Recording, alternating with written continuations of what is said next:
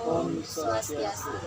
Kenalkan, kami dari Prodi Pendidikan Agama Hindu kelas 1B jurusan Dharma Acarya. Pada kesempatan kali ini kami akan mempresentasikan mengenai sejarah bahasa Indonesia. Pada kesempatan kali ini izinkan dulu kami memperkenalkan diri. Perkenalkan, nama saya Nabi Surya Putra. Saya Kak Dini. Saya Kak Dila Sinta Pratiwi. Saya Kak Edi Sastrawan. Bahasa Indonesia lahir pada tanggal 28 Oktober 1928. Pada zaman itu, para pemuda dari berbagai pelosok Nusantara datang dalam kerapatan pemuda dan berikrar. Pertama, bertumpah darah yang satu, tanah Indonesia. 2. Berbangsa yang satu, bangsa Indonesia. 3. Berbahasa yang satu, bahasa Indonesia. Ikrar para pemuda ini dikenal dengan sebutan Sumpah Pemuda.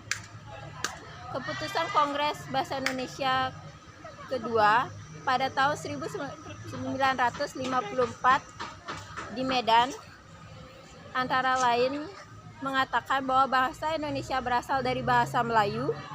Bahasa Indonesia tumbuh dan berkembang dari bahasa Melayu, di mana pada zaman itu bahasa Melayu dipergunakan untuk bahasa penghubung.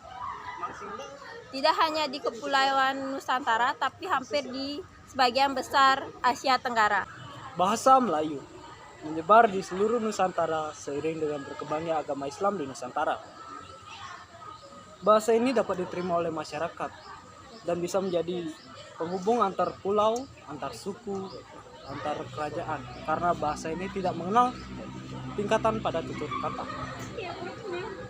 Perkembangan bahasa Melayu di wilayah Nusantara mempengaruhi dan mendorong tumbuhnya rasa persaudaraan dan persatuan bangsa Indonesia. Para pemuda Indonesia yang tergabung dalam perkumpulan pergerakan secara sadar mengangkat bahasa Melayu menjadi bahasa Indonesia yang menjadi bahasa persatuan untuk seluruh bangsa Indonesia. Yang pertama, bahasa Indonesia sebagai bahasa nasional. Kedudukan bahasa Indonesia sebagai bahasa nasional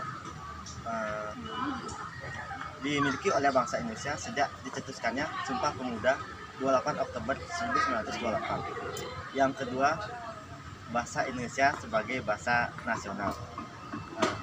Di dalam Proklamasi Kemerdekaan 17 Agustus 1945 telah dikukuhkannya kedudukan bahasa Indonesia sebagai bahasa negara. Yang ketiga, bahasa Indonesia sebagai bahasa persatuan.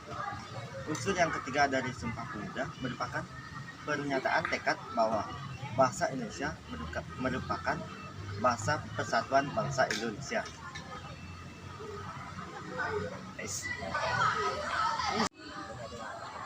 Yang keempat, bahasa Indonesia sebagai bahasa iptek.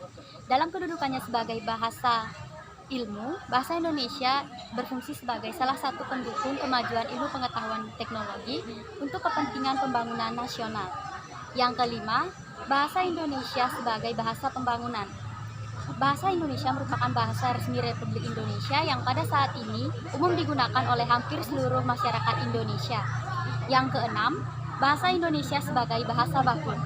Bahasa baku merupakan bahasa yang umum digunakan pada acara-acara resmi seperti di dalam situasi perundang-undangan, surat menyurat maupun berbicara di depan umum. Baik, sekian dari presentasi kelompok kami. Mohon maaf jika ada kekurangan, baik dalam segi materi ataupun penyampaian materi. Kami tutup dengan para mesanti. Om Santi Santi Santi.